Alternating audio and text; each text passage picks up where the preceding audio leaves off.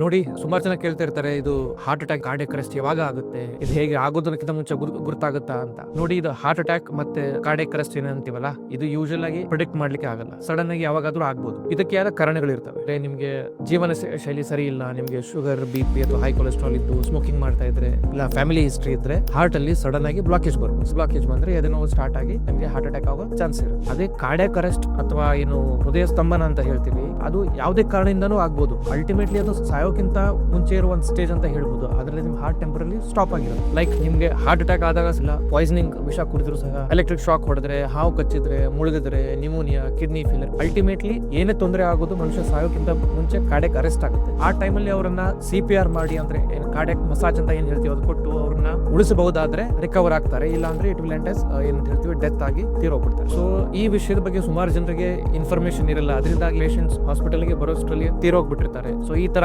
Conditions ಆದಾಗ ಅವ್ರು CPR ಮಾಡಿ ಬೇಗ ಅವ್ರನ್ನ ಆಸ್ಪತ್ರೆಗೆ ತಂದ್ರೆ ಎಷ್ಟೋ ಜೀವಗಳನ್ನ ನಾವು ಉಳಿಸಬಹುದು.